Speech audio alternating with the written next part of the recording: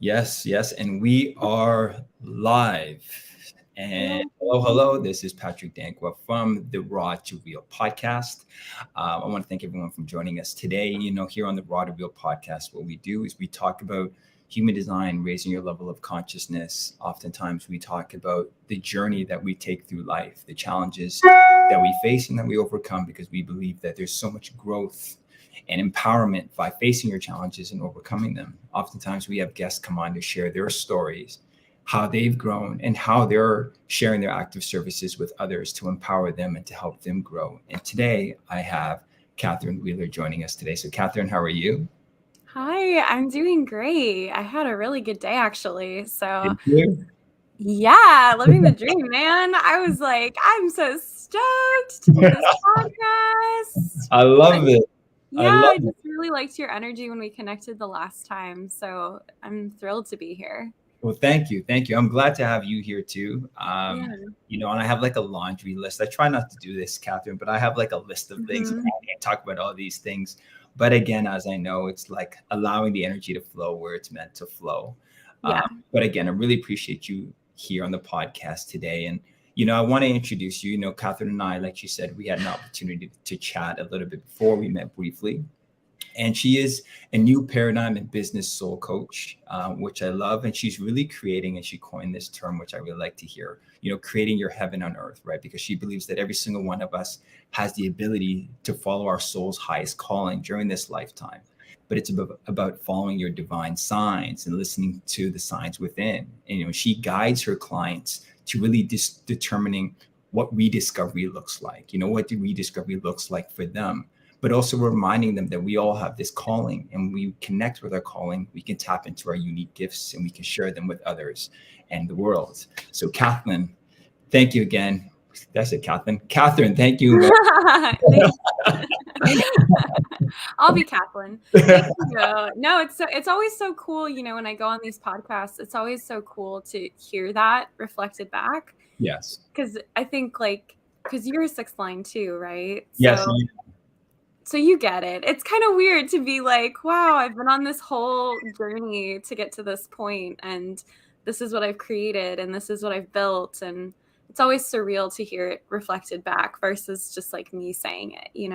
I definitely know what you mean. Definitely as a sixth line, I get it. And, that's, part of this podcast for me too, when I named it Raw to Real and I talked to you about it as well. It's like just kind of speaking through some of those challenges or the journey, and just kind of reflecting back, but also showing people like, hey, there's beauty and growth in that journey. So, I'm not here today, but I was somewhere else yesterday, but it's all growth at the end of the day, So my sixth line, we're going to hear about your journey as well as the sixth line, and as a manifesting generator. You're a sacral manifesting generator, correct? I am. Yeah. Okay. We're very similar. I'm a 4-6, but I'm an emotional manifesting generator. I said that like okay. Yeah, so just slightly different. But yeah, today on the podcast, there's a few things that I really want to speak about. One of them being kind of like you said, not so much experiencing the journey as a sixth line, but just some of the challenges and things that you've had to overcome, especially, you shared some of the trauma and challenges and depression. And, you mentioned a little bit about an event and shooting, but it's like, when we're going through these things, how does it feel like in that moment? But then what did it take to rediscover who we are? Because oftentimes when we're going through those things, we suppress these intuitive gifts and nudges, and we push them away and we tap into something else. But, there always is light at the end of the tunnel. And that's that piece that I really want everyone to take away, because, whoever's listening, they're going to be at a different place in their journey. Right. But I want everyone to know that, there is that opportunity to step through and break through wherever you're going through. And you talk a lot about that when you talk about rediscovering what it looks like to connect with your calling, So I wanted to talk about that. I want to talk about human design. I wanted to talk about flow when it comes to human design in business. Oh, I love that. I wanted to talk about your new paradigm as well. Like, another thing that I really liked when I discovered your page and I discovered you as well, something that really resonated is you were like, it's a new paradigm shift. And it's not just about the mechanics of just say life and doing business. It's not about, okay, I want to make 1,000 this month, so these are the steps, be the steps. But you were like, it's really about tapping in to what it feels like, joy, love, to embody those things, grace, and use that to connect to what you want to achieve, right? As opposed to doing it the traditional way, like, okay, give me the steps, give me the 90-day plan, and then hopefully I'll make 10,000, 100,000, whatever it is. Energetically, we need to tap into that first. Yeah. That's what I'm so passionate about, is I think, and that is the crux of the new paradigm too, right? From a human design perspective, is it's all about our own individual gifts and talents being the building block and the foundation for our success, Yes. right? And contributing all those differences, almost like I think about it as, we're each our own little puzzle piece in this larger puzzle that we're all making up. And right now, we're in the phase where we're finding the shape and the form of our puzzle piece, right? Which we can use human design, or I'm also a professional astrologer. I've been studying astrology for 20 years. We can bring all those things in to help us, as tools to do that contemplation work of, where do I belong and what do I like to contribute? And I love to build businesses, or to help people build businesses from that place, because there's just a freedom, there's a freedom to not only the self-expression, but also within the offers and everything. Like you were saying with flow, it just flows so much more easily because it's what you literally came here to do. So you're not trying to be someone else. And so when you're not like pushing against the grain, or when I call it, swimming upstream, when you're just swimming downstream and you're taking the lazy river of life of just aligning with like, this is what I came here to do. It just simplifies everything, and it makes your impact, and which is the part I'm really interested in, is how do we contribute back to humanity, right? Not just how do we self-serve, but how do we contribute back to humanity? It just makes all of that, expand 100-fold, and in the most effortless, fun, easy, delightful ways. I love that. The contributing back to humanity is such a big piece of that too. And, I want to kind of even just piggyback off that and give you an opportunity to speak to, who is it that you serve? Like you talked about helping your clients achieve this, but maybe you can help just educate our audience and letting them know kind of who you serve, where they're at in their business when you help them, and how you help them achieve that goal. Yeah, I think this is always a really juicy question for me, because I don't really have like a client avatar. Okay. I kind of personally, at least for myself, being an MG and stuff, don't really believe in that. But I mean, the thing that my clients do have in common is they're all new paradigm leaders. So some of them are just now building businesses. Some of them run 8-figure businesses. I mean, it really spans the gamut. And the crazy thing is you would think that I would be doing different things with the folks that are just getting started versus the folks that have been in this for a while, but I'm not. Like, it's really the same thing, right? It's elevating them into their new paradigm leadership identities. So I'm also not just passionate about using this for business, but really using this to be a leader in the world, right? Part of contributing back to humanity, and also using your own soul gifts and talents.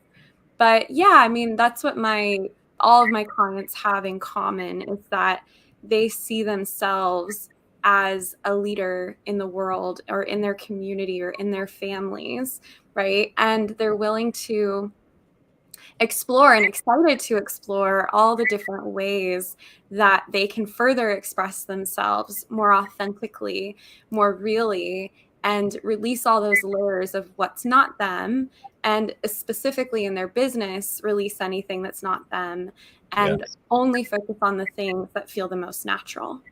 I love that. And that, I was talking to someone just the other day, and they were talking about that as well. And I guess that goes back to your heaven on earth, right? Creating this heaven. Yeah, because it creates all this. I mean, let's be real. It creates like unparalleled wealth and prosperity, time freedom, joy, impact, legacy, abundance. Like, it just creates all these beautiful things because you're so in alignment with with what you're here for. And alignment doesn't necessarily mean like sunshine and rainbows, right? Sometimes alignment does mean doing the heavier lifting or the heavier healing or whatever. My clients tend not to be in that phase. My clients tend to be in a phase where they've already done a lot of that, and now they're ready for what comes next. Like they've already purged and healed and cleared a lot, and then they're kind of like, who am I? What's coming through? What do I want to build next? Now that I have a clear idea of what I'm not, right? So that's kind of my sweet spot for clients. But yeah, but they're all kind of across the board in terms of how much money they make, what their goals are, because every single person is so unique.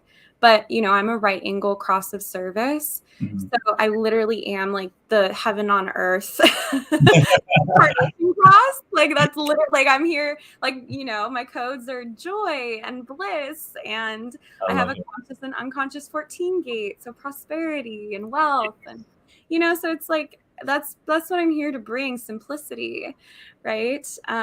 Seeing the bigger picture, having the 360 eye.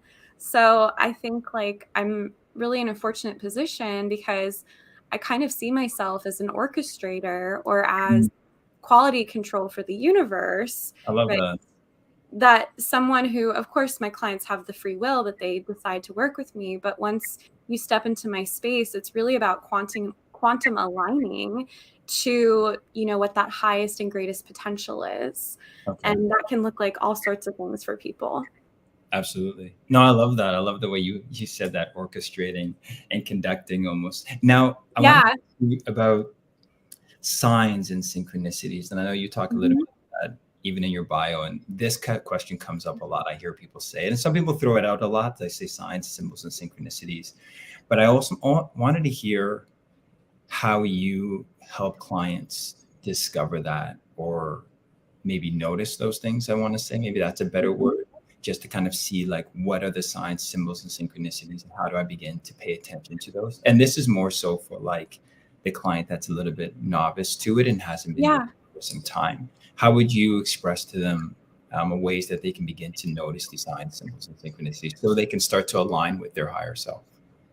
Do you know what's so funny is I was like really heavily contemplating this the other day out of nowhere. And I thought, why am I thinking about this so much?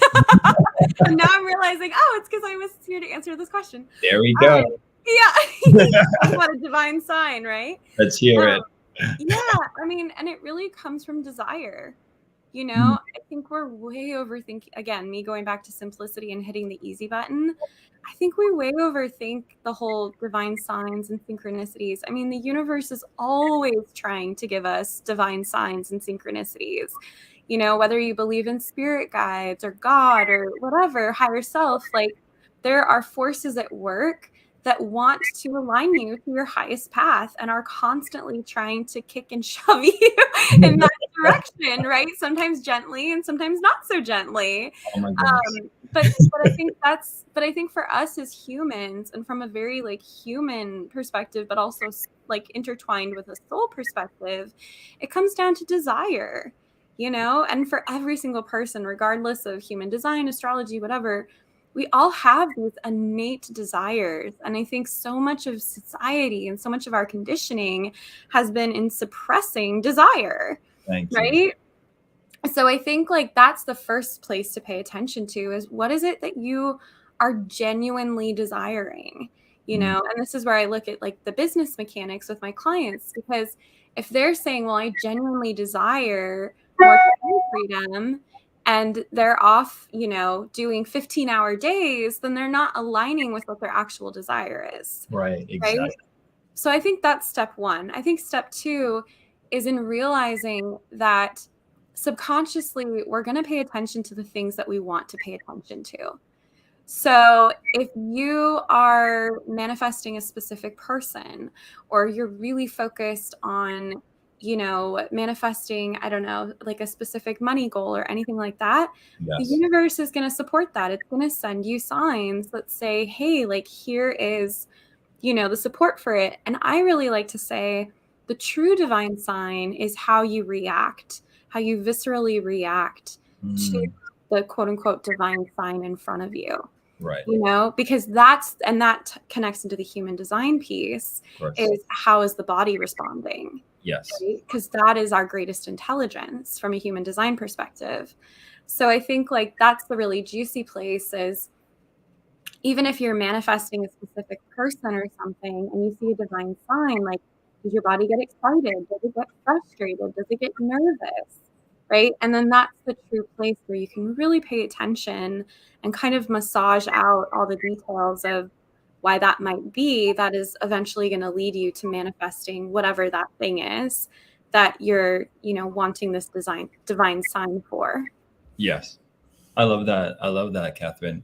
And you know what, like you said, I mean, it goes back to desires. And I think of how many different ways, or how often we suppress our desires, or we second guess our Oh my desires. God, we've been so conditioned, especially women too, and femme people. And yeah, I'm very passionate about this subject. Oh, yeah, same here. I mean, because you see people going through it, and they have the desire, and they'll even communicate the desire to you. And I feel like the desire wants you as much as you want the desire, right? It's a calling, it's a connection that you talk about. But what we do is we try to intellectualize it and overthink it and conceptualize it, and then we talk ourselves out of it. Like you said, because of the conditioning that we face, that we've all been facing. And it's sad sometimes when you see it, because you see people stepping away from what they truly want because of conditioning. And it's like, how do we get people back in line with that desire, right? And again, like you said, everyone's process and journey is different.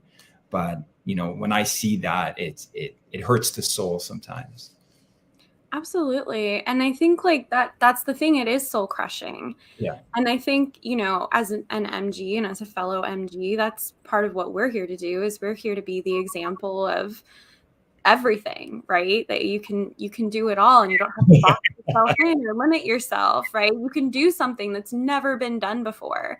Like when people ask me to explain my business, I'm like, there's no possible way I can explain it to you unless you're in this like similar frequency of understanding all of it. I love that. I love Like not even in an egotistical way, but just more so like, I can say I'm a business coach. I can say I do astrology and human design. Those are all true things, but I can't explain the larger impact, the larger legacy of my business and my life purpose unless you get it. You know what I mean? So yeah, I think like that's the thing is, and like I said too, I mean, I talk about sex with my clients a lot, right, because I'm a Scorpio stellium, a Scorpio North Node, and that's what we do here.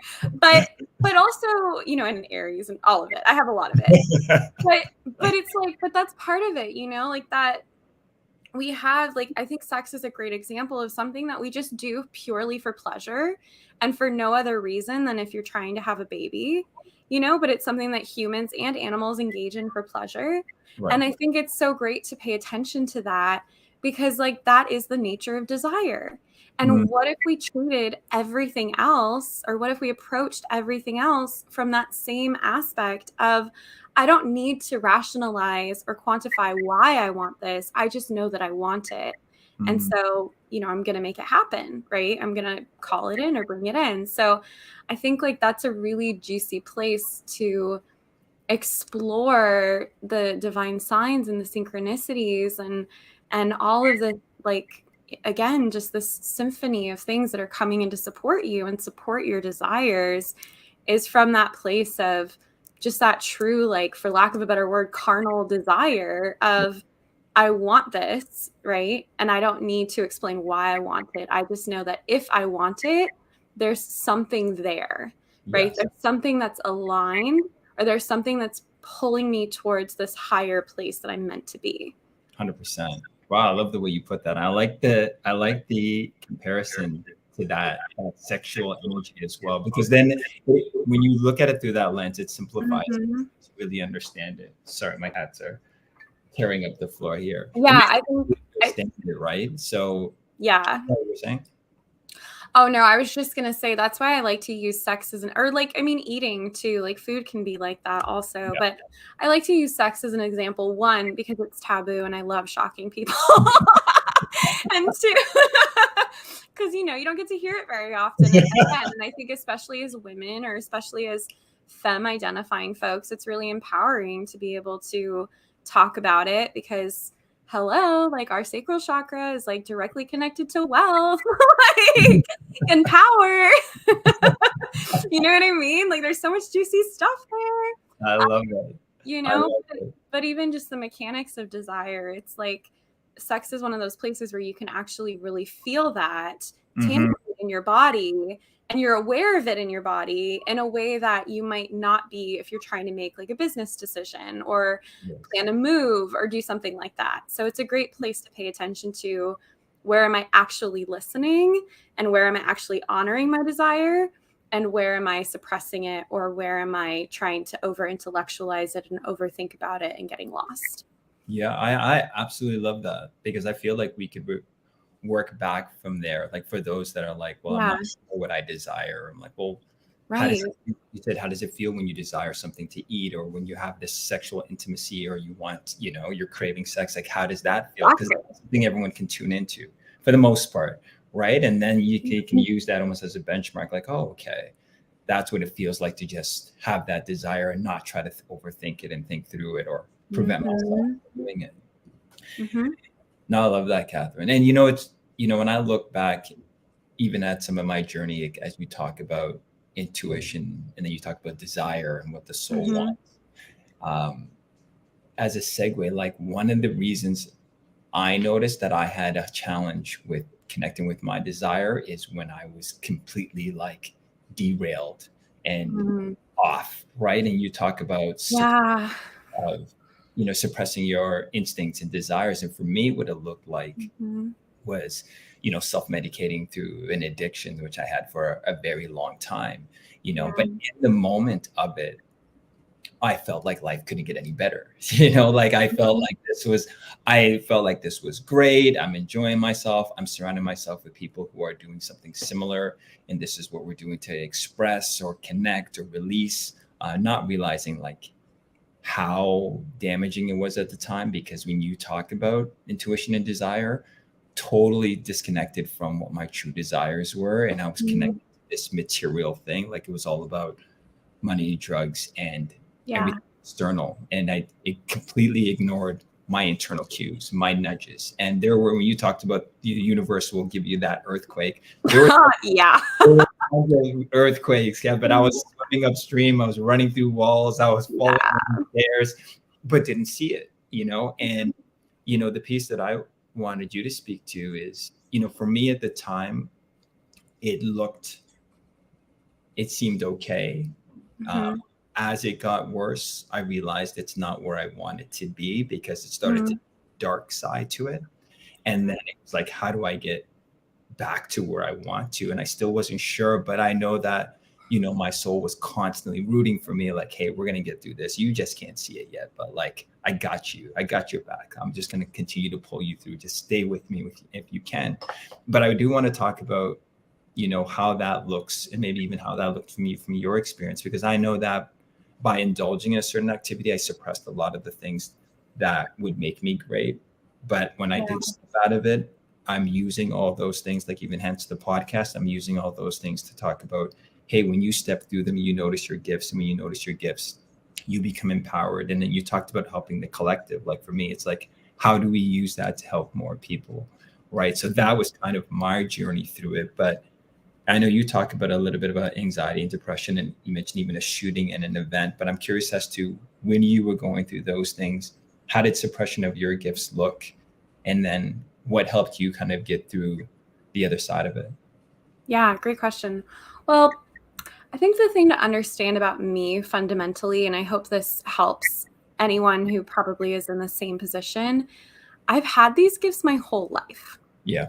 So I've never not known a time when I wasn't highly psychic.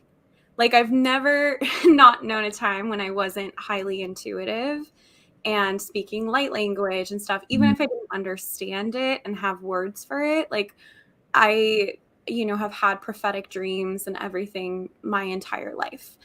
So for me, it's so funny because, I'll get on other podcasts and talk about it and they're like, so how did you develop these gifts? And I'm like, I really can't speak to that because I've just been this way my whole life. And it's kind of something that is not like the antithesis of my personality, because it is a huge part of my personality that I'm an intuitive person. I'm a nurture. I mean, I'm a Cancer rising. And like I said, Scorpio North Node, Pisces midheaven.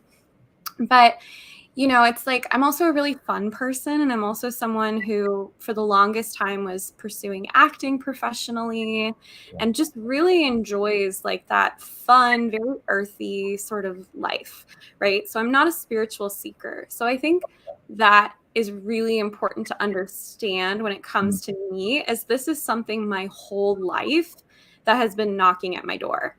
And because it wasn't safe, back in the day, which is so crazy that was only like 10 years ago. Isn't that insanity? Right? I know. That I didn't feel safe to talk about astrology. And now I go on TikTok and it's like literally all I see. And I'm like, ew, get me off astrology TikTok. I don't want to feel like I'm working right now. You know what I mean? But it is human design astrology. Human design as well. Yeah. So, we talked about this. I studied human design before it was cool. So I'm always just like, I feel like an OG. But yeah, I mean, like I said, I think that that's something fundamental to understand about, at least for me and my journey. And I hope that serves whoever might feel the same way, is that I'm not a spiritual seeker. I don't really identify as like, oh, I'm a spiritual person, or like I throw myself into these spiritual things on purpose. They always come knocking at my door. So it's been a little reluctant my whole life until just a few years ago when I fully embraced it. Okay. So, when I was going through depression, anxiety, and PTSD, that was following a shooting at my school in college that I had predicted.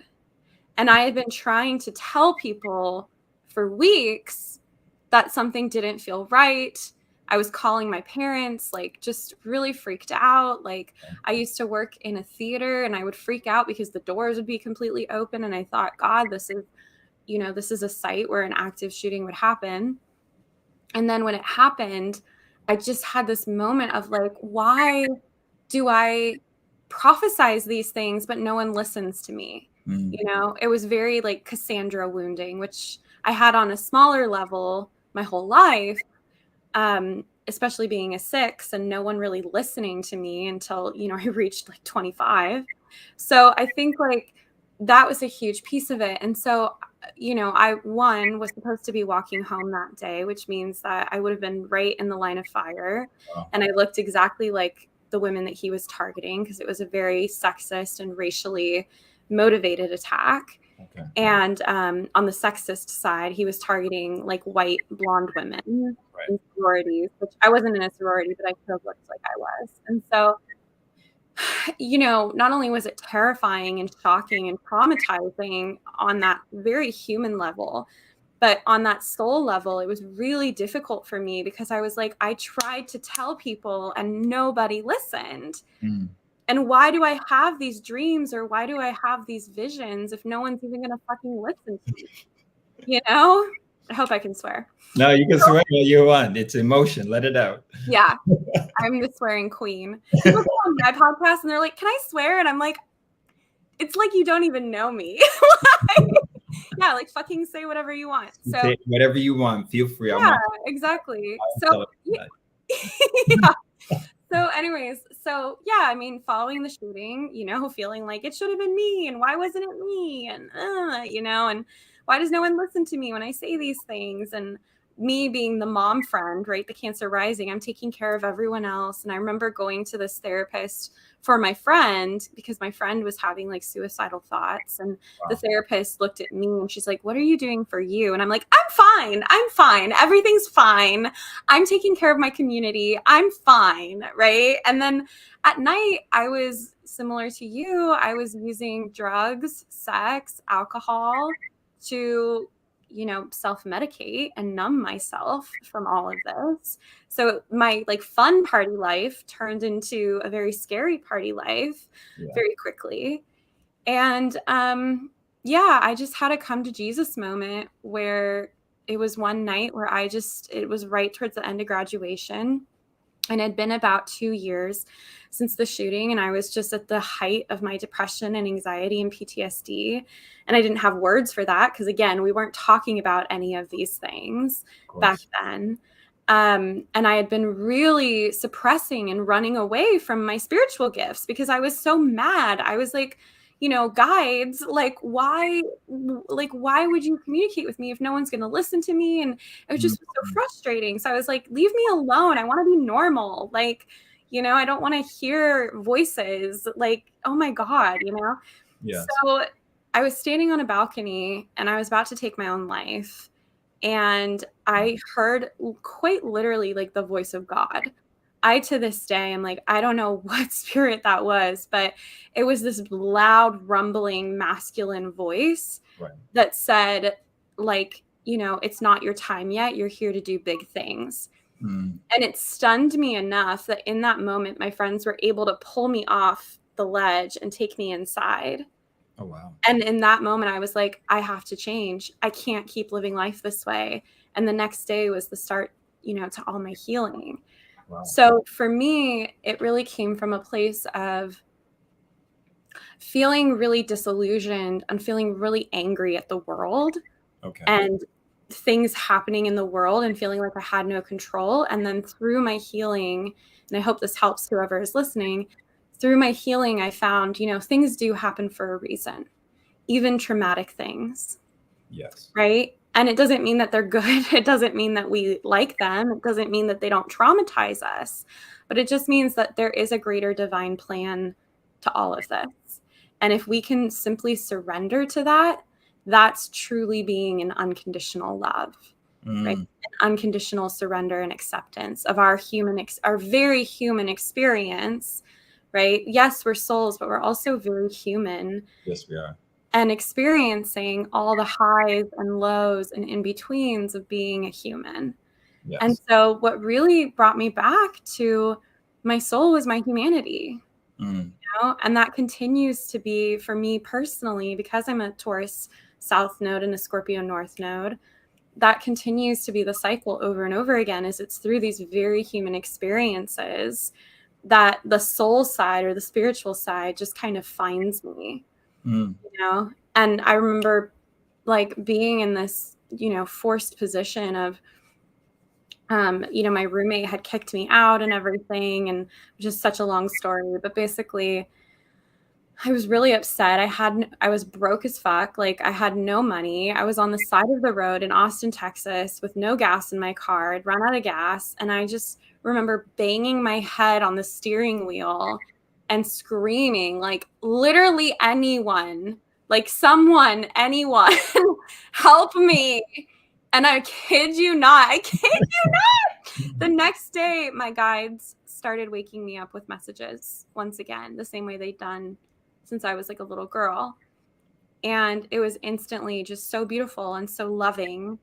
And so I always say to people, I'm like, if you are in that place, just be open, just surrender to whatever good spirit or whatever good energy wants to help me. I'm open to that. Yes. Because I it love, was instant. It was literally instant. I love the way you brought that full circle too. And thank you for sharing that story, Catherine. Yeah. I love how you brought it to a place where it's just surrender and be open, but Yeah. also love what you said, because we often say, we are souls having this human experience, but we highlight the soul spiritual part of it. But you Mhm. said we're also very human, and that's why through our five senses, things can feel so traumatic and so jarring and so upsetting. So it's also kind of respecting that experience as well, because they come together, right? They really do. Yeah. They Yeah, really, and you can't spiritually bypass it. right. There is real suffering in the world. There's real traumatic things happening in the world. And I see a lot of people in the spiritual community saying oh, well, raise your vibration and all these things. And it's yeah, absolutely. Continue to work on yourself, continue to raise your own vibration. Don't get sucked into the drama of the world, but also we have to have empathy and compassion for people who are really suffering. Yes. It has to be both. And I Hmm. think, when we spiritually bypass and when we go straight to the soul, we're not actually going to the soul. because even from an astrological perspective, from a human design perspective, right? Like the portal into the soul is our human existence, our cycles, our evolution.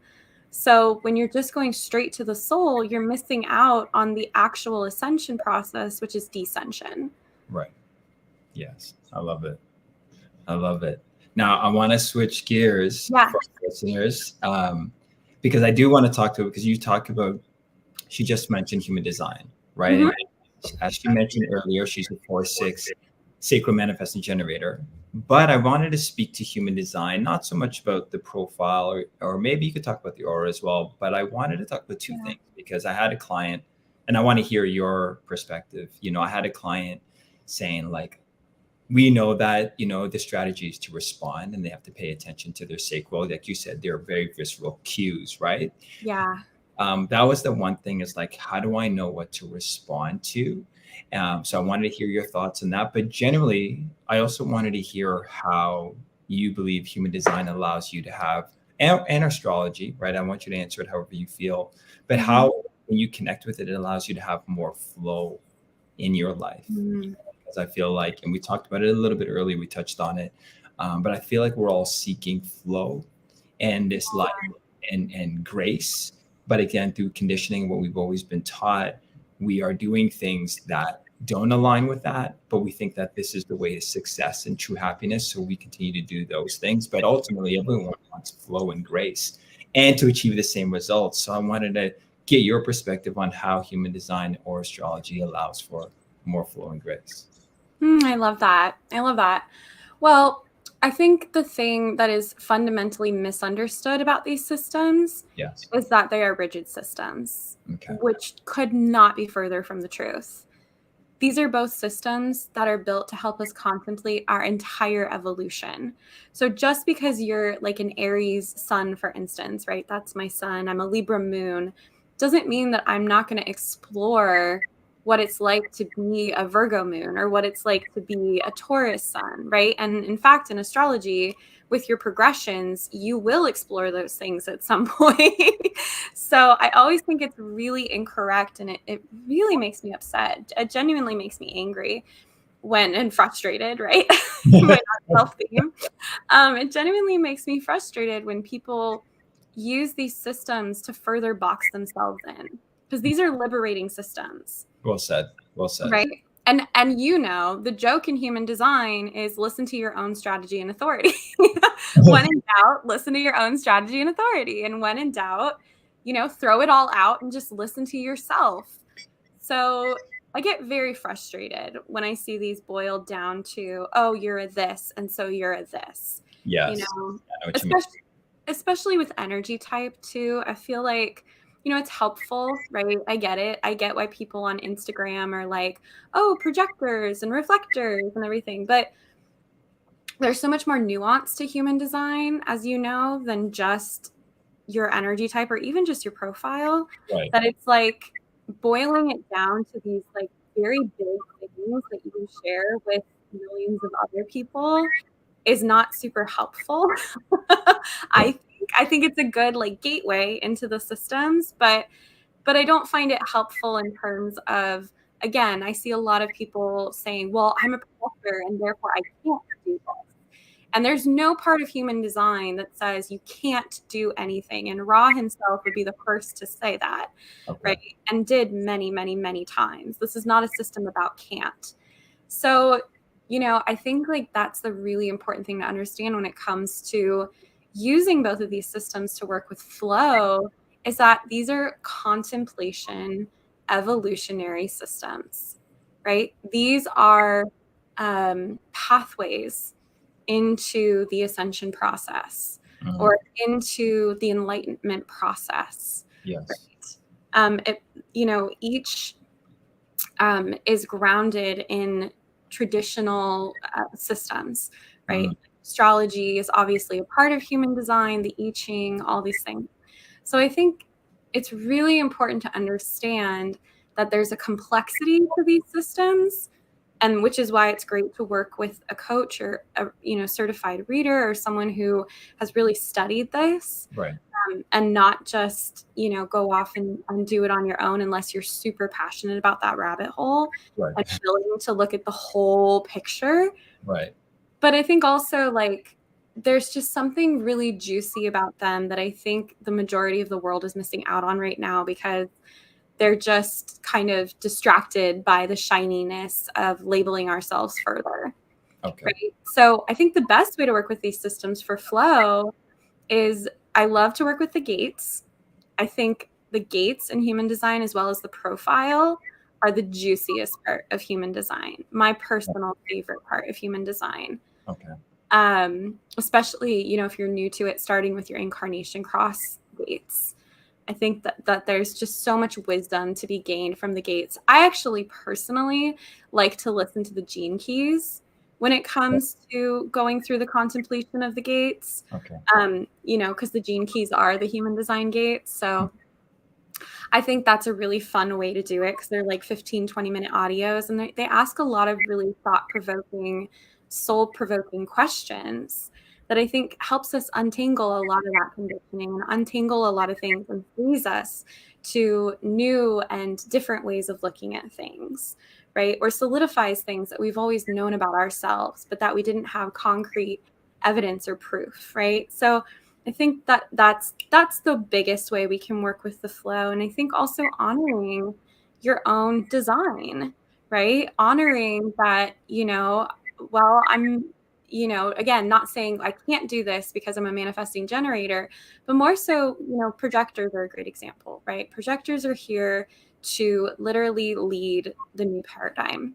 Right. And so when I talk to my projector friends, I used to get really upset, because me, being a manifesting generator, would love to ask the question, and an ENFP, by the way, in Myers-Briggs, if you couldn't tell, would love to ask the question, what are you most passionate about?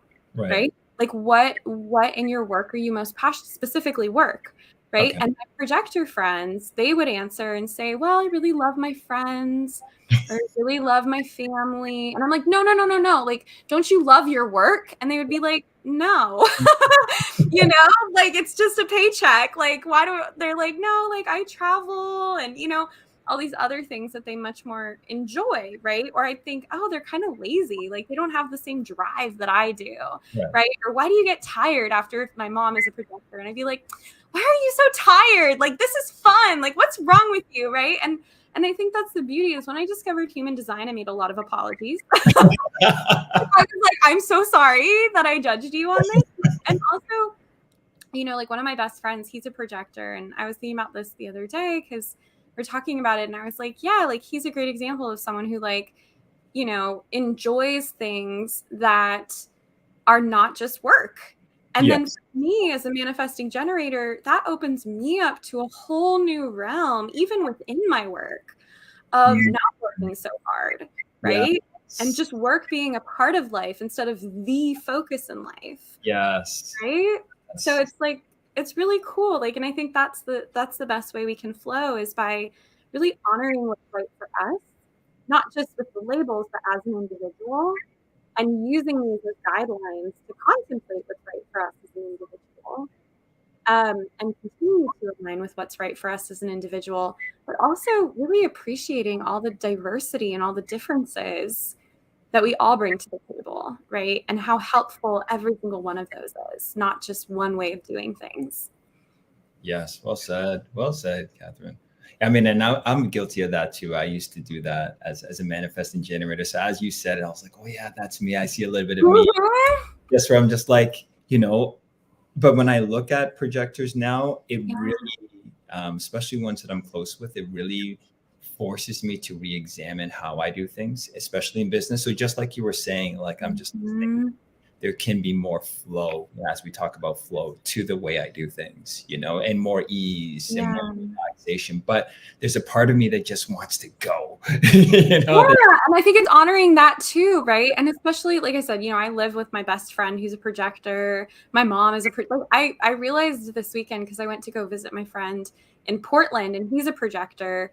And I was just like, oh my God, like, I love projectors. These are like the most important people in my life, all happen to be projectors. It's like so funny, that pattern, but it makes sense, because I'm an Aries, like I'm an Aries stellium in the 10th house. So I'm always like, go, go, go, do, do, do. And these people are like, what if we just chilled at the pool for a day, And I'm like, well, that's new and novel. Let's do that. And then, it's nice for a while. And then I'm like, okay, I got to go, go, go, go and do, do, do again. But again, it's providing that balance of like, hey, let's try something new, and then also, again, honoring when it's not right for me personally. And, I got to get on and do a podcast or something. But yeah. No, thank you, Katherine. So one question as we wrap up here, and by the way, I can talk to you forever. You are a phenomenal guest. Love your energy, love your insights, wisdom. Yeah, and I love the way you just like articulate everything. So I'm really excited that you were able to do this podcast here. But my last question to you, and we touched on it a little bit, is, answer it this any way you feel, but whether when it comes to, say, human design, or when it comes to growth and consciousness, or when it comes to refinding and redefining your purpose or heaven on earth, when we say going from raw to real, I want you to choose one of those things. And what does it mean to you to go from raw to real in one's journey? Yeah, I think I had a much better answer for you the first time you asked this question. I remember it being like, Well, it was good. I wrote it down, but I'm not going to share it with you. Oh my God, can you share that? Because my guides are like, just share that. Like, I'm on one today. I'm not going to remember what I said. And it's going to be way better than whatever I come up with right now. Like, I wish I had it somewhere. I'll have to put it in the post or something. Edit it in post. If I find it, I'll put it in the post. Yeah, I definitely took notes on it. It was really good. It was good. I was like, ooh. I remember being like, who is she? Like, where is that? And that's honestly, like I said, that I couldn't choose this if I tried. It just comes to me. And I can't help it. Okay, well, let me see what I have today. Let's see what comes through today. Raw to real. All right. Well, I think I remember it being so good. That's why I feel like the pressure is on. Oh no, I mean, but everything you said has had flow to it. So I'm sure this will, once it starts, it will take off. Okay, well, this is what's coming through today. I think this might have been kind of similar to what I said, but I think one of the things that I think of when I think of raw is like raw materials, right? That we're all kind of born with these. Is that what I said? Okay, cool. Yeah, it's like raw materials. So we're all kind of born with these gifts, these tools, right? That are uniquely ours, right? And I think like it's a beautiful, like my guides are showing me an image of, coal being pressurized into a diamond, right? Not necessarily that we need pressure, but just the act of that really raw form transforming and transmuting into something so beautiful, right? From raw to real. And I think also too, I was having a conversation with a friend today that's bringing this up, but I think there's so much to be said for realness, right? Not just rawness, but also realness and honesty. And the way she described it is she was like, you have a clear energy. And I said, you know what I think it is? It's just, I'm very honest. Like if I'm having a bad day, I'm going to say I'm having a bad day, right? Or if I'm in a fight with my spirit guides, I'm going to say I'm in a fight with my spirit guides. I'm not going to pretend like, oh, everything is perfect and lovely and wonderful. And the same way, if I'm having an amazing day, then I'm going to share that, right? And I think like that's something that I think all of us can glean from in our own specific ways, right, of what works for us. But I think that there is such a potency to being real and such a potency to the honesty of realness and whatever that looks like for you, and taking those raw materials, right, taking that rawness and transmuting it into this beautiful place that eventually does end up organically leaving a legacy, right, of love, and leaving behind something when this life is over that you're proud of and that you can look at and say, wow, I really utilized this life the best that I possibly could. And I really lived the shit out of it in all these really important ways. Love it. Absolutely love it. And that was good. That was really good. That was as good as the first one. I Katherine, think the first one was better, but I don't remember what I said. I just remember thinking, I need to write that down for myself. it was good. I'm going to check in and kind of and email it to you. But listen, before we wrap up, I want to thank you again for your time and your energy. Thank you, anyone that listened. Thank you for your knowledge today. You are a phenomenal guest, and I really appreciate your time today. Thank you. Thank you.